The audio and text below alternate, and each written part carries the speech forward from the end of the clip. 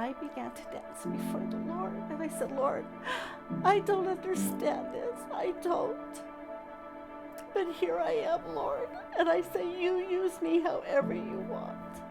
And I danced before him.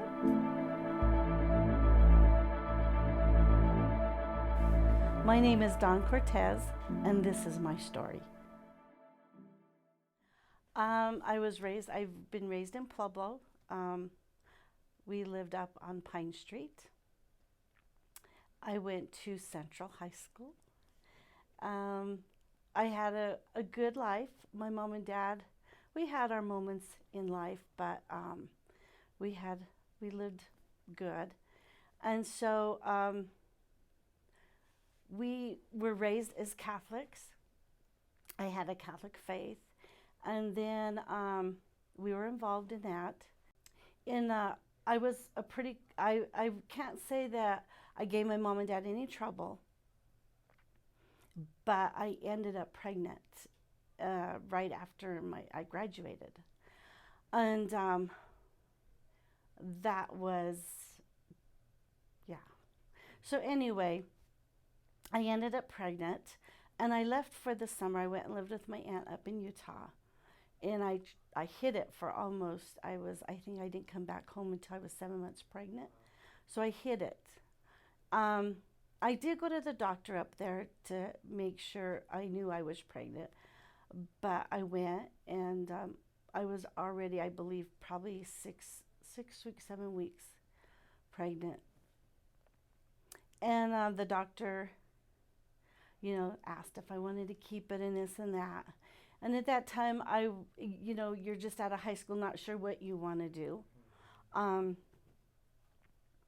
Actually, I got pregnant from my high school sweetheart, Ricky.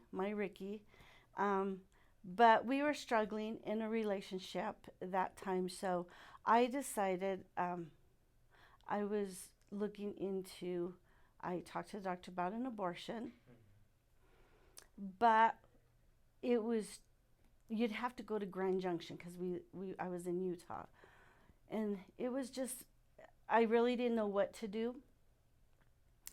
But one night, me and my girlfriend, Mona, we were laying and talking in the bedroom and stuff. And all of a sudden, I felt a little like a butterfly in my stomach. And I really believe that was just my baby moving. And I said, oh, so I grabbed her hand and I put it there. And I said, do you feel this? And she goes, yeah, I feel that. I said, it's a baby, huh? She goes, yeah. I said, okay. She goes, yeah, we can't do that, huh? And I said, no, we can't do that. And she goes, okay. So I ended up staying there with my aunt and uncle. And then I had to tell my mom. My aunt made me call my mom and tell her. And so my mom goes, well, you need to tell your dad. I said, no, you tell my dad. And so she told my dad. And I called a couple times at home, and he wouldn't talk to me. And then one day I got a call, and he goes, Mom told me what's going on. And he goes, I think you need to pack your bags because we're coming for you, and you're going to come home. And so I came home, and I had my family support, and then me and Ricky, we kind of worked things out, and we got back together again. We've been together ever since. We've been together since we're the age of 16. He was my first boyfriend. So, and you'll hear me call him my Ricky, because I do. But, and we worked things out. We got married 2 years after Donnie was already 2 years old. And by then we married, and we journeyed in life. And then my mom got saved. And she got saved through Women's Aglow down here at Pueblo Christian Center. They had monthly meetings. And so when my mom got saved, it was like, whoa. And it kind of turned our whole household different. My mom and dad used to like to party and stuff. And so my mom got saved, and she had stopped everything. And I used to tell Ricky, whoa, my mom was one of those holy rollers, I told her. And then she'd come, and I'd go in the room, and she'd share this and share that. And I go, yeah, Mom, I remember that. I heard it in catechism or whatever. And she goes, And so she'd just always share, and then she started inviting me to Women's Aglow. And so I would come, and about a year later, I gave my life to the Lord. I really knew that I had to ask the Lord to forgive me because I had Donnie out of wedlock. And it bothered me, that I had sinned, because it is a sin. But yet God is so grace. He has that grace over us. And so I had gotten saved when I was little. We used to have a Baptist church across the street on Pine.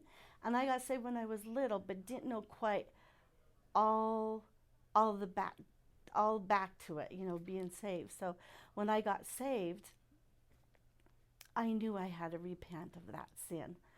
And that's probably the only thing that I really ever did that I felt that was, you need to repent and get right with the Lord. So I did. And about a year later, I've just been a holy roller just like my mama. So that was good. And so me and Ricky, and then a couple years after that, he got saved. And so we had a good friend, Renee Pagano, and she used to go over to Praise Assembly. And we used to help her with her Bible studies, the kids' youth. And so she invited us over to Praise. And we were still in the Catholic Church. And she invited us over to Praise. And Ricky goes, man, that's so far to go. And I said, I know.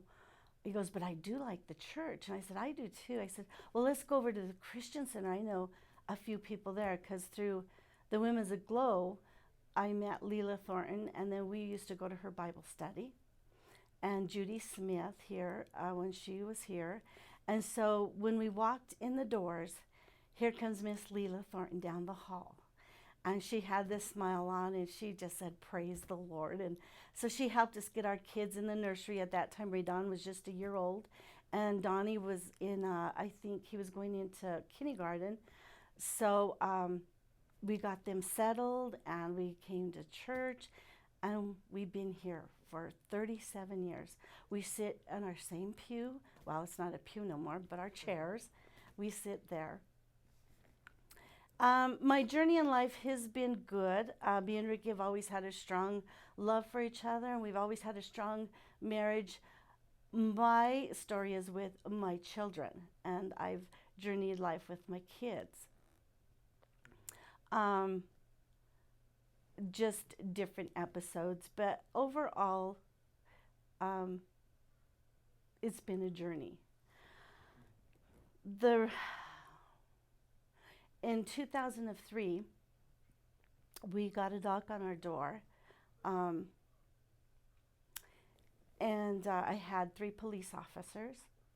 It was summertime, so my windows were open, and I just looked out, and I seen all these cop cars there. And the doorbell rang, and I said, and he asked me, we had a dog at that time, so he goes, can you put your dog away? He goes, we need to talk to you.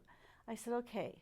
So I put the dog away, and I stood on top of my stairway, and I said, oh, Lord, whatever it is, just help us get through this. And so I opened the door, and they came in, and they began to ask me questions about my son, Donnie. Donnie was 24 years old, and they were asking me questions about him and his friend, Jose and Eugene. I did not know Eugene at the time, but knew Jose. And they informed me my son had been involved in a car crash out in Pueblo West. And I began to ask them questions. I said, well, is my son okay? Can I go out? Can I go see him? Are they at the hospital? And again, they asked me questions about Eugene and Jose. And I said, well, are the guys all right? I said, what about my Donnie? Where could we go see him? And he goes, they began to ask me questions about his tattoos, and my son loved his tattoos and some of his piercings. But one tattoo he had on the side of his leg, and it was the Godfather emblem of the movie. And when the officer asked me about that tattoo, in my heart I knew my Donnie didn't make it through the crash. And so I looked at him and I said, my Donnie didn't make it, did he? And he goes, no, Miss Cortez, your son died at the scene. And I remember I had Haley. She was just a baby, and I had her in my arms, so I cried. I didn't want to upset her. So finally Ray Dawn had woken up and she says, Mama, what happened? I said, it's brother. He got killed. And so I handed her the baby, and then they had a lady there,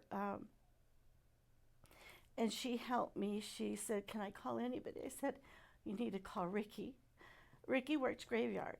And so I said, you need to get Ricky here.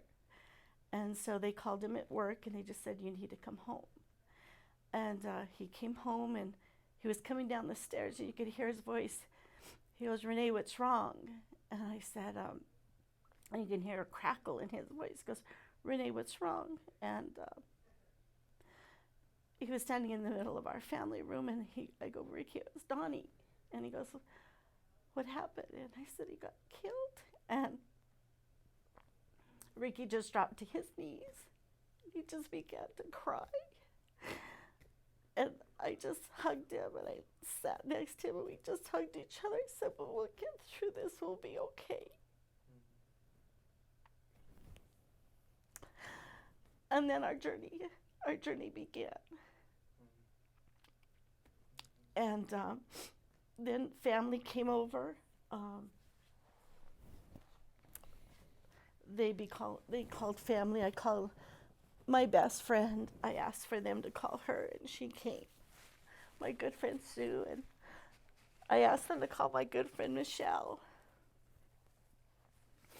And they began to call my family for me, and we had to tell them. And so at that time, we were remodeling our kitchen, so we kind of had a big garage. And so family brought tables and chairs, and it was quite a journey at first. You're kind of in limbo when they give you that news, and you're not sure you're here, yes, and yet you're not here. It's like unreal. I always call it a limbo stage. And during that time, family took care of us. Pastor Greg at that time was my pastor, and Pastor Dave Good. Pastor Greg came over. He was Donnie's youth pastor at one time.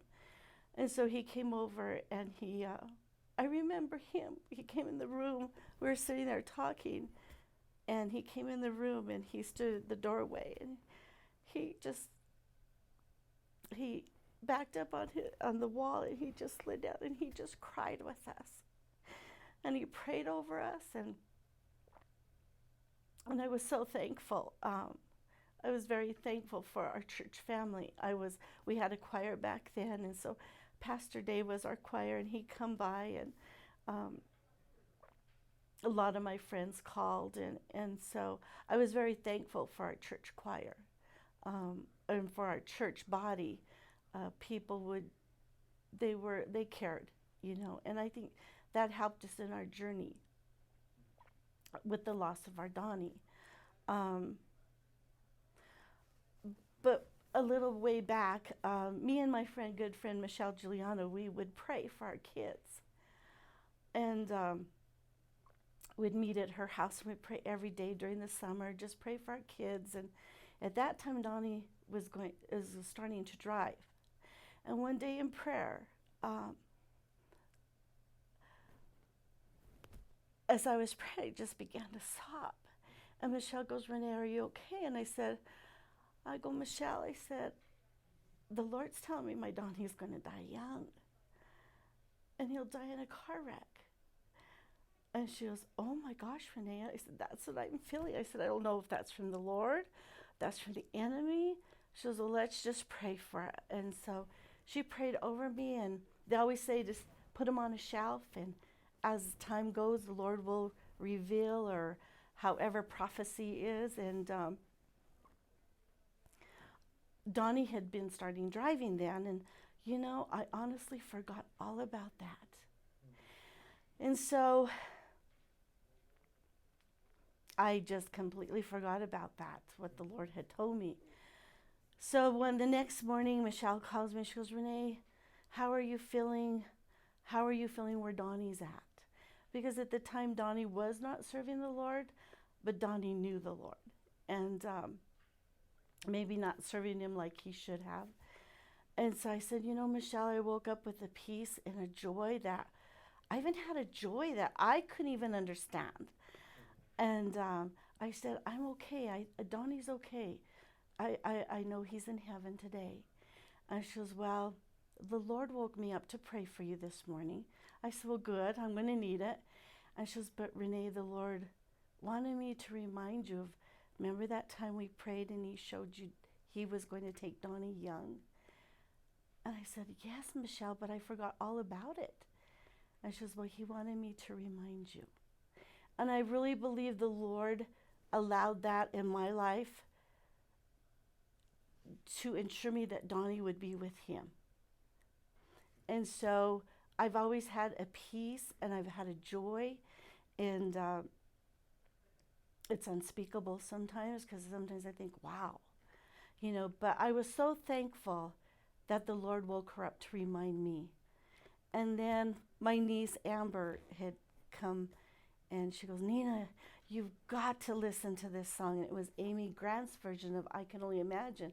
She was here, and she gave me the CD, and I put and I went in my room, and I began to listen to that song, and I began to dance before the Lord. And I said, Lord, I don't understand this. I don't. But here I am, Lord. And I say, you use me however you want. And I danced before him. And I listened to that song over and over. And it was just a comfort. And I said, okay, Lord, you'll use me whenever the time is right. So as our journey began, I used to walk around our area. And so one morning I said, Lord, I don't understand, but what do you want me to do with all this? And he says, I want you to thank me for your Donnie. Thank me for his life. And I just want you to listen to praise music.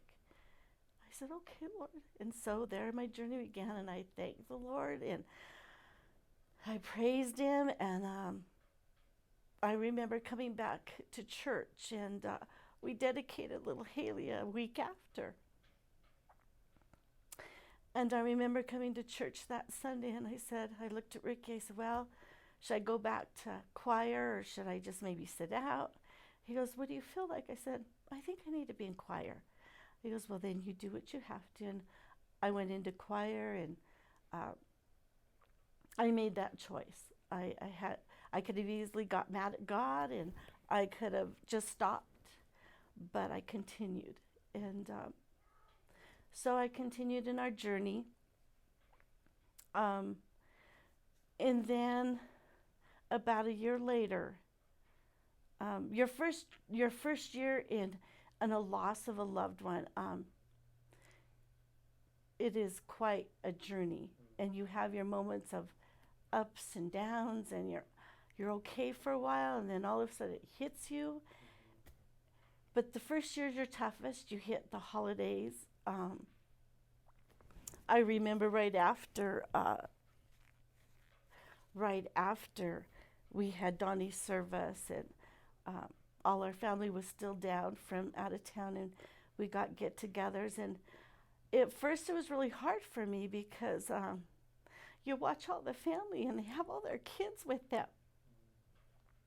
And I had one family member, I would hug my cousin Larissa, and she would just let me cry on her shoulder. And then I had one of my other family members always tell me, don't cry, don't cry. And I almost wanted to tell them, don't tell me not to cry, because you have your kids. I don't know more. And so I think as Christians, sometimes we have to be careful of what we say. And I know a lot of people say, well, they're in heaven and they're in a good place. And yes, we know that. We do. I knew that. And, and people mean well. But we're the ones who have lost, and we're the ones that have to grieve. And as I journey in my life, as I've journeyed with Donnie after 18 years, like I say, your first year is quite I think even after that, I think every year is a different year. But your first year is the hardest. I thank the Lord for my church family. Um, I People would send me cards throughout the year and just writing me a letter saying that the Lord shared this with them and gave me scriptures. And so when the Lord asks you to send somebody a card or check up on them or call them after, even after a year, please do that for them because it brings so much. We want people to remember them. And so I think that's important that people still care for us. People still, check up on you. I think as a church body, and let them grieve. We all grieve differently. I've totally grieved different than my husband has. I think men have a little harder time to grieve. Us women are always so emotional that, and yet we carry our babies. We carry them, we deliver them, and we train up them the best we can, and we love our kids unconditionally. And so, as a mama, sometimes losing a child, I'll tell anybody, losing a child is the most hardest journey to lose. And I always tell people, I could lose anything because I've lost the worst. I've endured losing my mom and dad, and that was a bittersweet, and that was a blessing to be with them. But with Donnie was taken away overnight. I wasn't able to say my goodbyes to him. I wasn't able to touch him. We got to see him at the funeral home, but it wasn't the same. Um, so be aware of what we say as Christians, and sometimes you don't even have to say anything.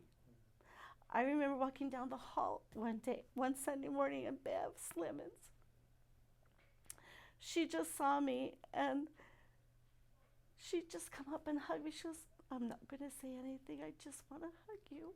And she just hugged me. And she allowed me to cry on her shoulder. And that meant more to me than her not even saying nothing, but just to hug you.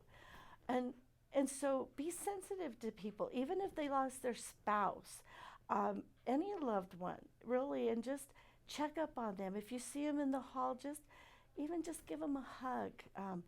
Or you just ask later on, how are you doing? And just let them know you care. And then there's funny ones. I remember Becky Panariso. She was coming down the hall, and I was coming down the hall, and we hugged each other. She goes, how are you this way? I said, I'm good. She goes, how's the family? How's Ray Dawn doing? I said, she's awesome. She goes, how's Donnie doing? And then she had this look like, oh, I blew it. And I looked at her, I said, you know what? Donnie's doing fine. He's in heaven. And we giggled and we hugged each other and we laughed, but it was okay. That was fine. She just forgot. But those are good things, though. And like I said, we all grieve differently. And I'm so thankful for the church family because that's how, and the Lord, our faith in the Lord. I remember Pastor Greg was on the book of Job. It was maybe 2 weeks before Donnie passed, and he was on that when Job lost his son. And so me and Ricky were going home, and I remember we were talking in the car. I said, wow. I said, Ricky, I said, would we still serve the Lord if we lost our kids? And he looks at me, goes, I think we probably would. And I said, it'd be hard, but I think we would, right? He goes, I think so. He goes, I hope I don't have to. I said, I understand. But it was like 2 weeks before. It was like the Lord was, in a way, preparing me, at least. And it's been quite a journey. That night, the Lord gave, after everything's over, and you kind of meet with friends and stuff and his friends, but the Lord had given him two times to not go in cars. The first one is he's going to travel with there was some other girls that are going to go back to their house where they lived in Pueblo West, and Donnie was a little heavy, so he couldn't fit in the car. So he went, and his friend Carl, Jose's brother, he goes, Donnie, I'll take you. He goes, I'll take you home, and then, because he lived in town, he goes, then I'll just come back. And Donnie goes, no, that's okay. I'll just go with the guys. They're going out to the house anyway. He goes, no, let me take you home. He goes, no. He goes, I'll just hop in the car. And he hopped in the car. And so that happened, and Donnie ended up getting killed. The other two gentlemen in the vehicle, did I jump off somewhere else? Where else? Should I talk about the wreck or not yet? Yeah, go ahead. That's fine. So the Lord did give him two ways out, and Donnie didn't take it. And during the time of the wreckage after the crash, the other two gentlemen, Eugene became our friend, and then Jose, he did go to prison because he got charged with a DUI and vehicular homicide. So he went to prison for 7 years, and I did help give him a lesser sentence. I talked to the DA, and we helped him get a lesser sentence. He was on another charge, so they allowed him to do them together, and he went into the federal prison for 7 years. And Eugene became our friend after, and then it's sad to say we haven't talked to him for about 14 years now. And as for Jose, he did go into prison.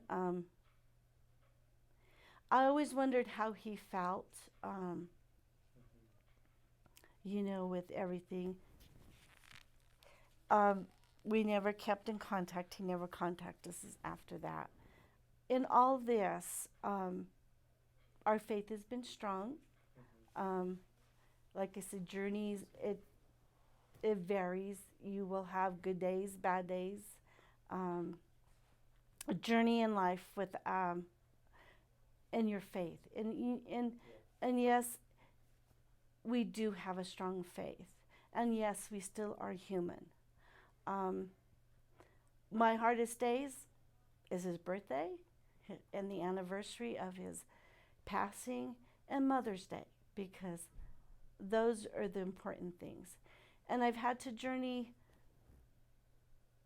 other things, but the Lord has been so good to me. I never got that chance of closure with Donnie, of not saying the goodbyes and not being able to touch him. I said, Lord, if anything, to heal that void, Lord, I just want to be with my mom and dad when they pass. And the Lord honored me in both of that, and has really healed that area, that I'm okay. The Lord has always brought young men, like where I worked, and just to mentor them, just to love them like a mom. I'm always everybody's mom. And just to love on them unconditionally, to pray for them. And it's amazing what the Lord does. Donnie was not married, and Donnie didn't have any kids. And I remember one morning, I was just struggling at church, and excuse me. So I said, Lord, where do you want me to go to church today?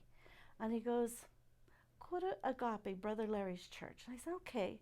So I went, and not knowing, but I know his oldest son, Larry Jr., I always call him Brother Larry, and then I know him by Semi. I've known him since he was little. And so that morning, and I know the Lord brought me there that morning to heal, because Donnie would never have kids, and I would never be a part of that. But that morning, I prayed for little Brother Larry for years, and just been a part of the family. They went to school here at our Christian school at the center. And that morning, he was dedicating his first baby.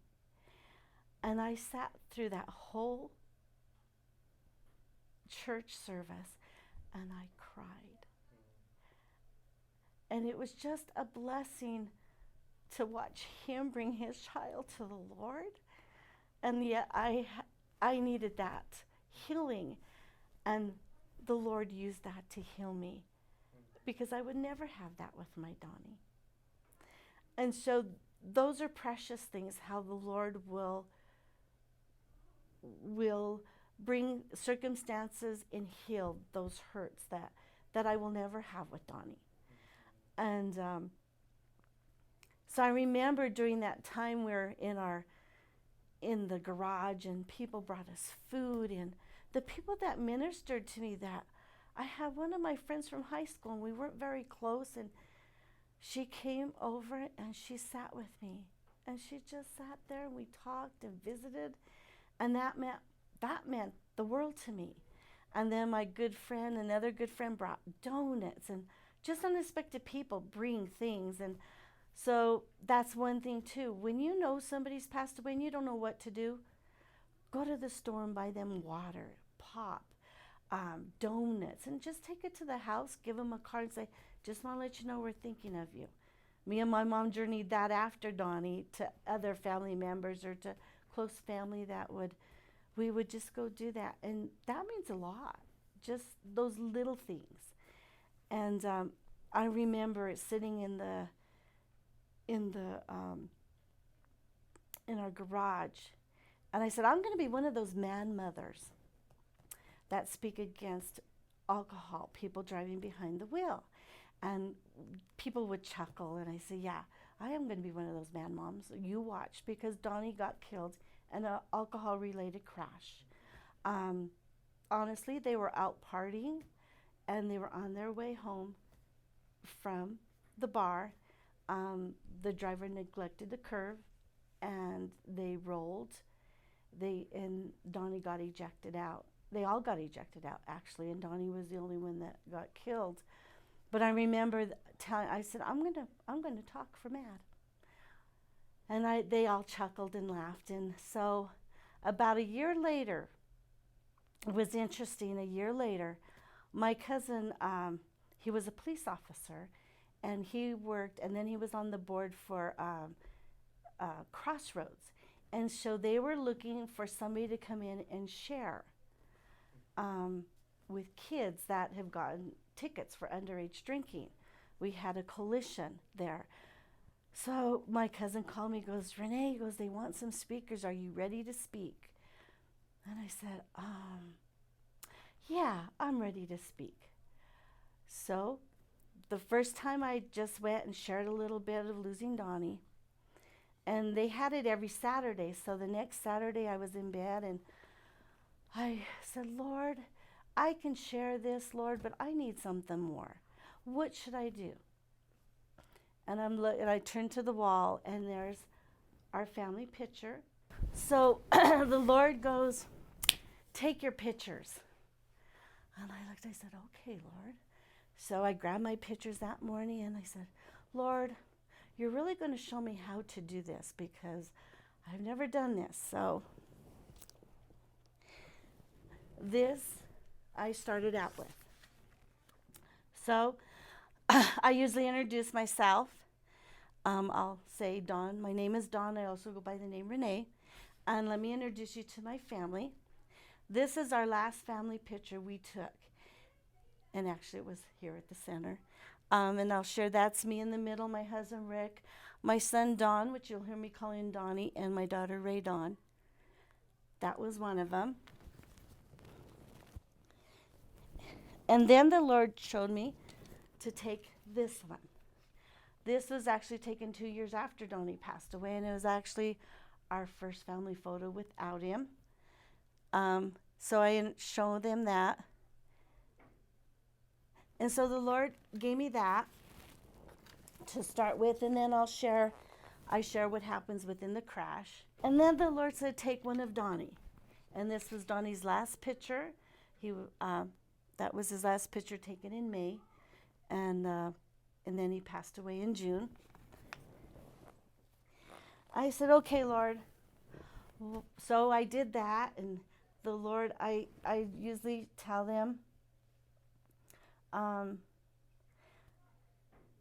then I'll share my story with them. Donnie, like I said, he was 24 years old. Him and his friends were out traveling out in Pueblo West. They were on their way home to their house out there. The driver neglected a curve. They rolled several times. Um, and they were all ejected out. Donnie was ejected over 120 some feet. And they did not find Donnie's body for about 45 minutes from the crash. They had passed up an off duty officer. He was on his way home. And he came upon the crash and called it in. And then they began to work on Eugene and Jose because they were closer to the vehicle where Donnie was ejected out, and they was ejected out into a prairie. So, excuse me, they could not find his body for 45 minutes. And actually, one of the officers was roaming the area, and he came upon Donnie's body, and he was pronounced dead at the scene. They did ask the driver if anybody else was in the vehicle, and I believe just because of the shakeup of the crash, and they forgot Donnie was in the back seat. He was a passenger in the back. That's why he was ejected so far out. With all the evidence they had, Jose was the driver. Eugene was another passenger. They asked him if anybody else was in the vehicle, and they weren't. He couldn't remember either. And then him and Donnie had the same injuries, and that's why they knew they were passengers. And Jose just got hurt with his shoulder and a scar on his head, which Eugene was in intensive care for a couple weeks. I think he had a lot of damage to his body. So I share my story with the kids, and I let them know that Donnie had head trauma. They believe Donnie was in the back seat. He was pinned half in and out. So as the car rolled, his liver was sliced in half, which killed him instantly. He had a broken leg. I believe one of his ears was sliced off. And I share with the kids these things because I feel that not only the kids, but I do the MAD panels once a month. I go into the prisons. We go into the schools around prom time, around graduation time. With COVID, we've kind of slacked off, but hopefully this new year we'll be able to go in and do more. So I share all this stuff with them, and then the Lord told me, he goes,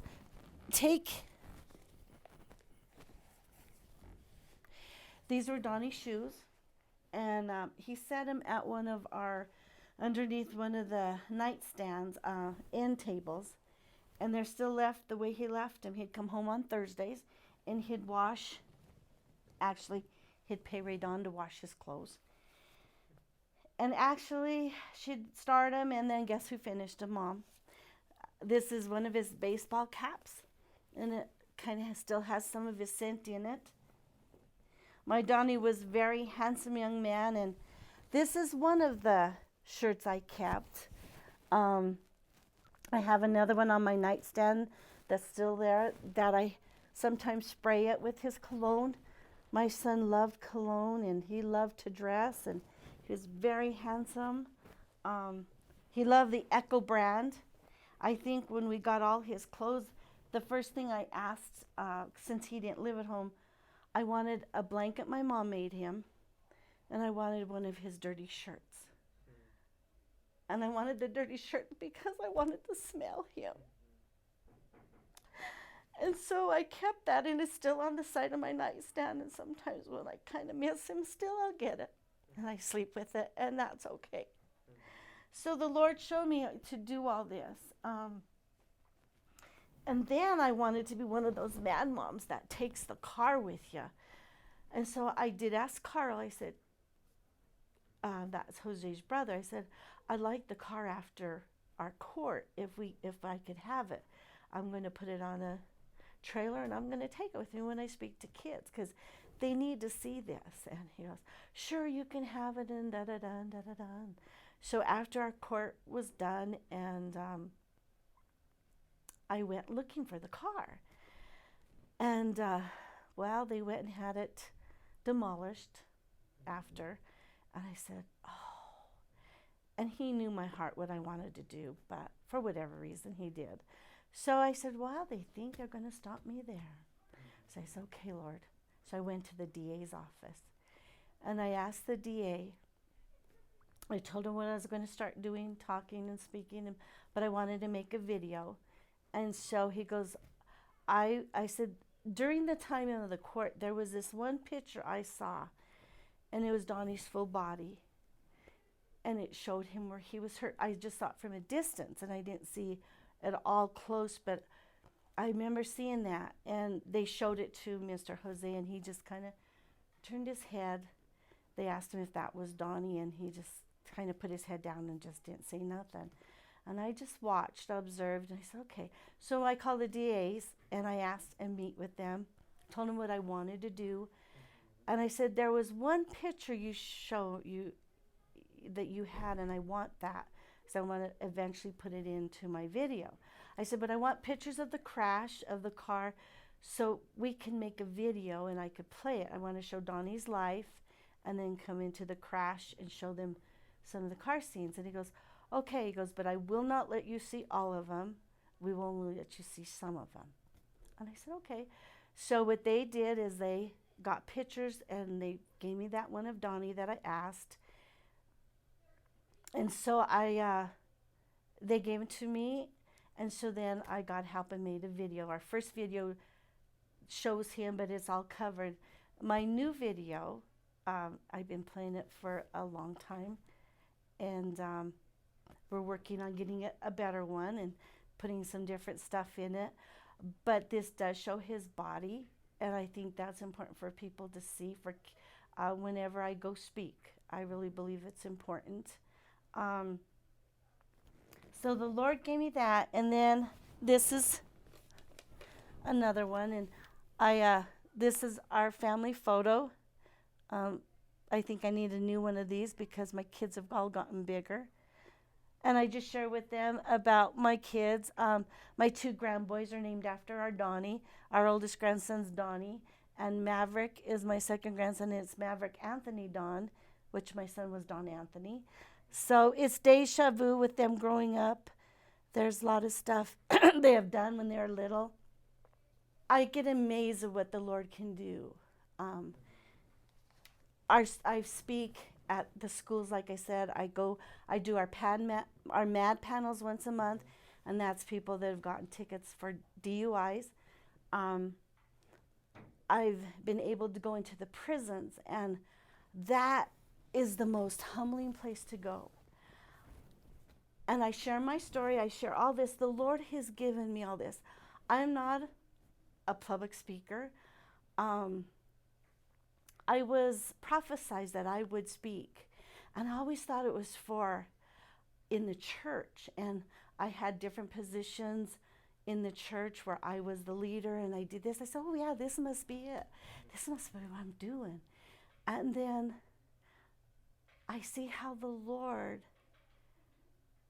has given me all this to speak and to share my story, but to touch other lives. Even in the tragic of losing our boy, it's been 18 years. I've been speaking 17 years. And so sometimes you just look back and I think, wow, Lord, and look at the people I've touched. Going into the prison, I think I was scared the first time I went, and I said, oh, but it was awesome. I share this whole story with my pictures and with my video, and hopefully someday you'll be able to see my video, and I can come and share personally and just show you what the Lord's done. But going into the prison, in the prison, you're not supposed to cry as a man. It's weakness, they say. So when I go speak, I had like 50, 60 some men in there. And there's guards in there. And in the lady that brought me in, Leanne Tucker, she has retired since then, but she saw me on TV. I've been on TV. I've shared my story. And so she saw me on TV, and it was amazing. And she goes, I got to find her. And she found me, and she brought me in. but to go into the prison and share my story, and then I give them an opportunity to ask me questions. I am not able to just come in and say, I'm a Christian. So I always have that opened up, and that's the first thing they'll ask me. Well, how do you get through this? And I tell them, well, I am a Christian, and I have a strong faith, and I love Jesus, and he's given me all this stuff to come and share my story. And then they'll raise their hand and they'll say, well, I lost a child. And this one guy, it just broke my heart. He stood up and he said, I lost a child. And he began to cry. And I said, have you ever grieved for your child? And he just put his head down. He goes, no. And I said, you know what? I give you permission to cry. And I looked at Leanne and I said, can I hug him? She goes, sure. And I went and I just hugged him and held him. I said, you have my permission to cry. And he just cried. Wow. And it's amazing. And then it was very quiet, and I told, like a mom, I looked at all of them, I said, I know in prison it's supposed to be a weakness that when you cry, I said, but do not judge this man. I said, unless you've walked his shoes, if you've lost a child, then you know what it is to walk a life without a child. But until you do, and I hope none of you ever do, do not judge him for that, because he's never had the opportunity to cry. And that's neat, because I met through there, I met Christian, and I believe some of them really true are Christians, and there's some that probably aren't, but there's one, and I tell the Christians guys there, I said, now all of you believers here, you make sure you minister to him. You make sure you get him a Bible, and make sure you reach out to him. And it's just amazing the things the Lord opens up that through our tragic and through the things, with Donnie, and I look back and think, wow, Lord, the lives that you can touch. And maybe it might not be for somebody else, but this is my journey, and this is what the Lord's given me. And it's just amazing. Every month at MAD, our MAD panels, and that's amazing. And I tell people, I said, oh, I get to go speak. And then I think, geez, I have such a joy to go speak about my son, although we lost him. But it's a healing process for me. Now my Ricky has watched me speak one time, and he says, Renee, he goes, that's good for you, and you have my blessing, but please don't ask me to go with you again, and don't ask me to speak. I said, okay, and I never have, but I have his blessing, and it's been a healing for me. But the lives that you can touch, like on my MAD panels afterwards, I have that opportunity. And this one man, he was sitting in the front, and he had his arms like that. And I opened up the floor for people to ask questions. He's sitting there like that. He goes, I have one. I say, yeah, what, sir? He goes, how come you are not so bitter against God and losing your son like you have? Why are you not a bitter person? And I said, well, because I am a Christian, and I love the Lord, and he has given me such a joy and a peace that if I touch one person's life with my story and hope they listen to me, that's all that matters. And it's my faith. It's the love the Lord has given me. And he says, I don't know. He sat like that. But even afterwards, like I'll greet them as they go out, and a lot of them will come up, guys will come up and just give me a hug. We're sorry for your loss, and I thank you. And women will come up crying and share their stories with me. And there's been a couple, I've prayed with them. There's a young man, he goes, can I just pray for you? I said, sure. We held hands, and he prayed for me. And I encouraged them, if they don't have a church, I encourage them to find them a church. It's just amazing what the Lord can use you to do.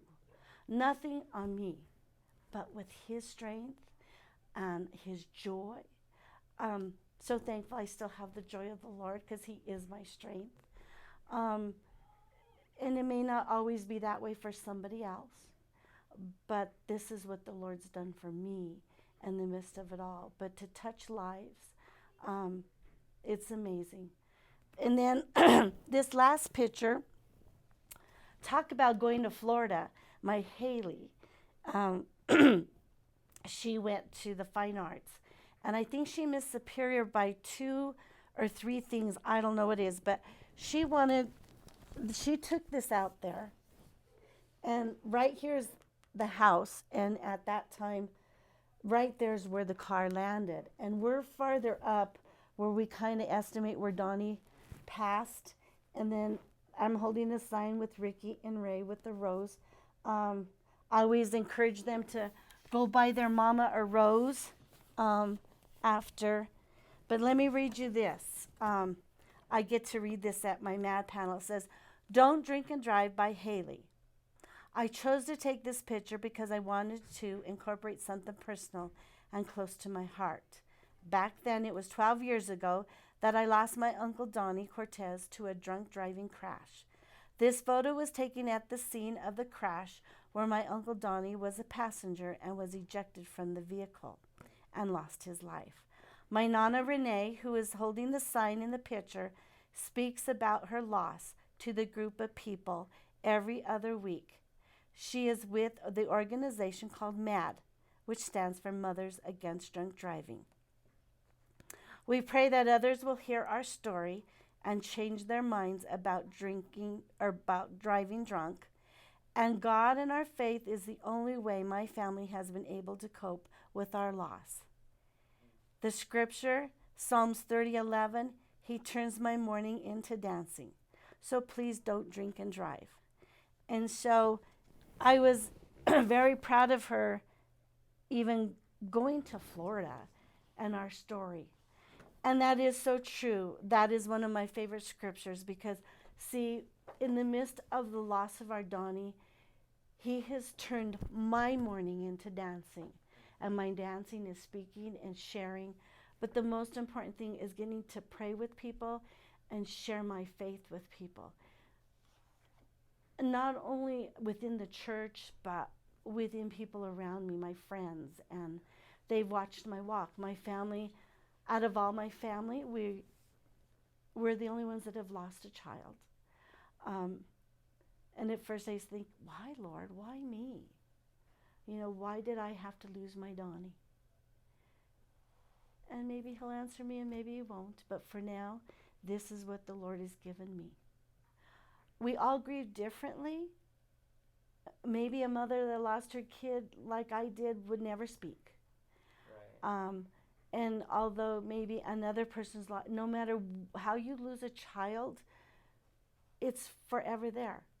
The day you may have lost that baby, and maybe from just a miscarriage, from losing that child from a sickness, any type. I think when you lose a child, it's so much different because they always say when you lose your parents, that was your past. And that's so true. When you lose your spouse, you've lost your present. When you lose a child, you've lost the future. And that is so real because you have lost the future of them. Yeah. I will never have that mother and son dance at my Donnie's wedding, but I always, hopefully I'll have that with my grandboy someday. Or maybe somebody special will surprise me at their wedding. And then I always tell Radon she made up for the kids. She has the 3 and that was plenty, and she has my boys, and so, you know, I always tease her, she made up for that. And yet the Lord has healed those little things that only He could do. Yeah. And He does it all differently in different people. And we just need to be aware as Christians. And as Christians, I look back and I think, as a Christian, allow other Christians to grieve their loss. And maybe they're not where you're at in your loss.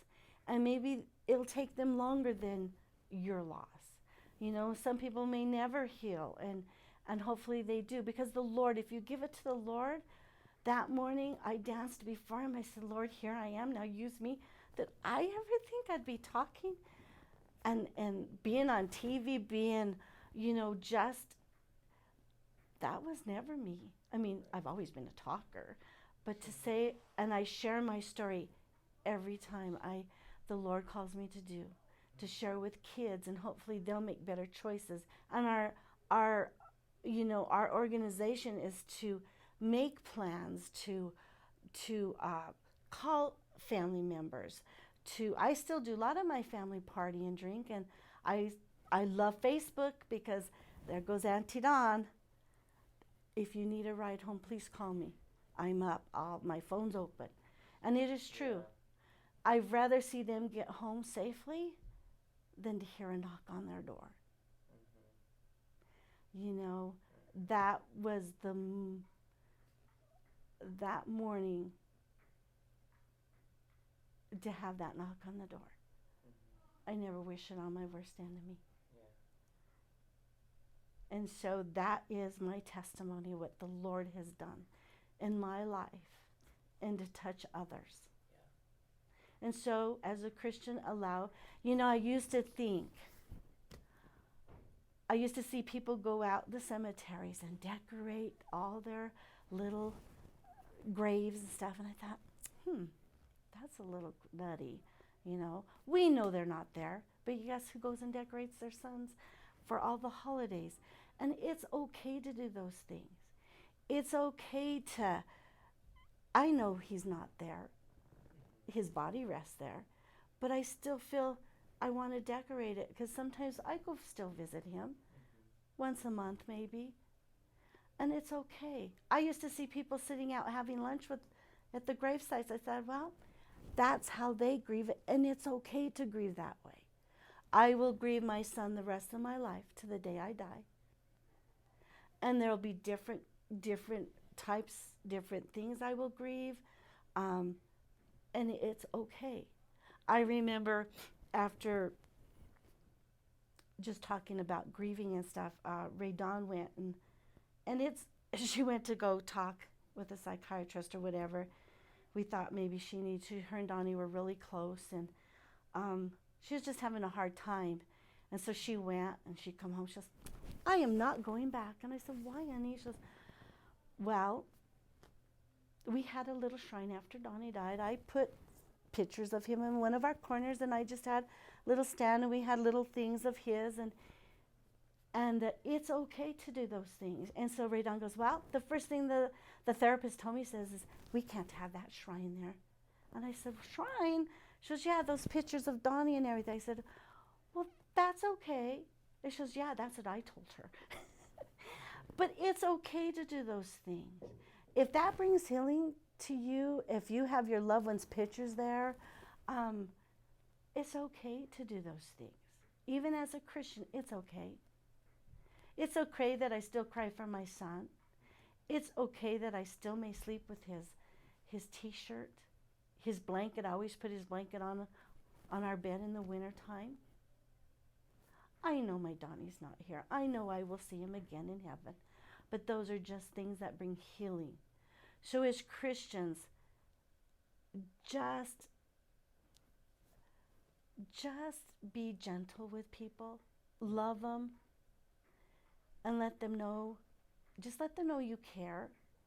And let them grieve as they need to grieve, because we all grieve differently. We still do. We still celebrate our Donnie's birthday. He would have been 42 years old. We do balloons to heaven, and it's okay to do that, because that's how we grieve his birthday. And I make that good old strawberry cake. We call it Donnie's cake.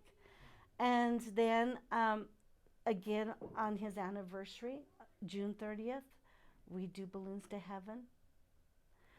And it's okay. It's okay to do the things that helps you grieve. And know that we all grieve differently. We all grieve so differently. So this is my story.